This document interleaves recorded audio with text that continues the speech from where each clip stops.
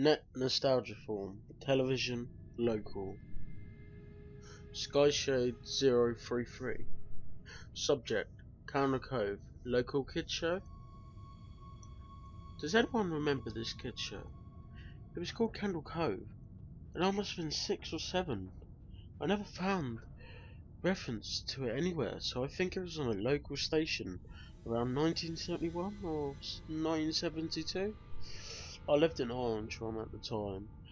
I don't remember which station, but I do remember it was on at a weird time, like 4 PM. Mike Painter, 65. Subject, Candle Cove, local kids show. You see, it's very familiar to me. I grew up south side of Ashland, and 9 years old in 72. Candle Cove was it, about pirates. I remember a pirate marionette at the mouth of a cave talking to a little girl. Sky Shale 033. Subject Candle Cove, local kids show. Yes, okay. I'm not crazy. I remember Pirate Percy. I was always kind of scared of him. He looked like he was built from parts of other dolls. Real low budget. His head was an old porcelain baby doll. It looked like an antique that didn't belong on the body. I don't remember what this station was. I don't think it was WTS though. Jaron, 2005. Subject, Candle Cove, local kids show. Sorry to resurrect this old friend, but I don't know exactly what you mean, Sky Show. I think Candle Cove ran for only a couple months in 71, not 72. I was 12 and I watched it a few times with my little brother. It was channel 58, whatever station that was. My mum would let me switch to it after the news. Let me see what I remember. It took place in Candle Cove, and it was about a little girl who imagined herself to be friends with pirates. The pirate ship was called the Laughing Stock, and Pirate Percy wasn't a good pirate because he got scared too easily, and there was a cannaloot music constantly playing. Don't remember the girl's name. Janice or Jade or something. I think it was Janice. Sky Shell 033. Subject Candle Cove, local kids show. Thank you, Jaron. Memories flooded back when you mentioned the Laughing Stock and Channel 58. I remember the bow of the ship was a wooden smiling face with the lower jaw submerged. It looked like I was swallowing the sea, and it had that awful Ed Wynn voice and laugh. I especially remembering how jarring it was, and when they switched from the wooden plastic model to the foam puppet version of the head that talked.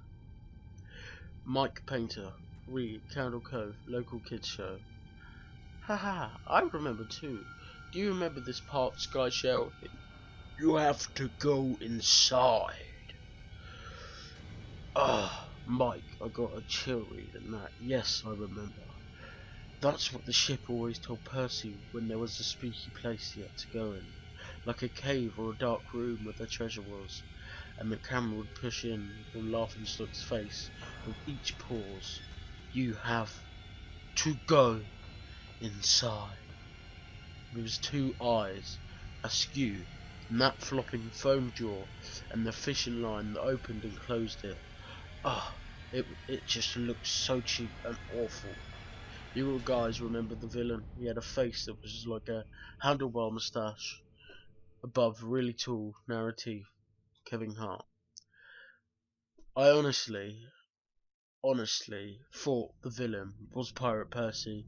I was about 5 when this show was on. Nightmare Fuel. That wasn't the villain, but the puppet with the moustache. That was the villain's sidekick.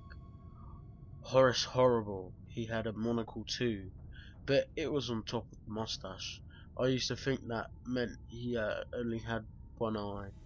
But yeah, the villain was another marionette, the Skin Talker. I can't believe what they let us watch back then. Kevin Hart, Candle Cove, local kids shows. Jesus H. Christ, The Skin Talker. What kind of kids show were we watching?